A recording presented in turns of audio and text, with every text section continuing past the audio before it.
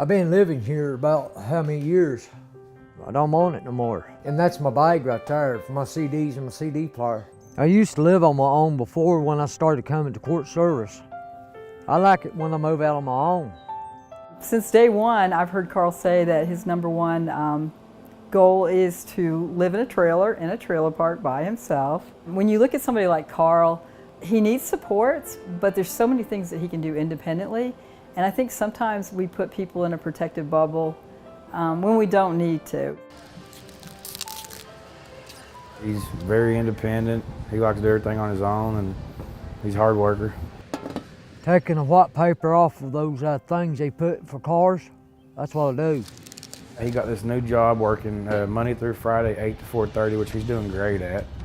At first he was a little bit tired getting used to all the hours, but he's doing great now. I like my job so much. What do you like about your job? Just working. That income makes a difference between being able to live alone or having to live with housemates. We heard about DIDD having the enabling technology test project, and you know, Carl was the first person, absolute first person that we thought about. We really wanted to kind of embody the spirit of the program, which was to reduce the supports that Carl needs. We didn't want to put a bunch of technology into somebody's house and then say that they were now using this technology. We wanted to actually reduce their dependency on staff. The next step was just gathering Carl's circle of support. We located an enabling technology provider, SimplyHome, from Asheville, North Carolina. When that doorbell gets pressed, it'll come up on the iPad as a push notification where you'll have an option to just ignore whoever's at the door, or you can press like an answer button and it'll start like a telephone call, if you will. So the user will be able to see who's at the door through the iPad, and they'll be able to communicate with just like, hey, who are you? I like my trailer. That's awesome, ain't it? Don't forget about the stove. I know how to cook and I know how to bake. I can make pizza pockets. Right here. Putting a sensor on the stove so that we would know and could remind Carl if you left the oven on or the stove on. It's been a pretty exciting process. What's it about?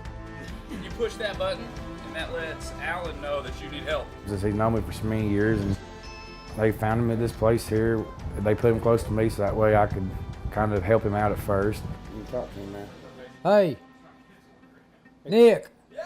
I'll see ya. Oh, hey, Carl. First I was a little bit nervous because it's all new to me too, and getting him ready for all this, but it's been very exciting and he's done pretty well with it. What is your favorite part about the house?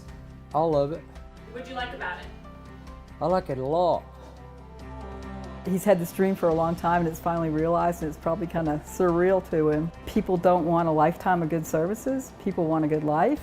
You know, Carl was getting, in my opinion, some good services through supported living, but that's not what Carl wanted. Carl wanted his own independent life. So. What's up, buddy?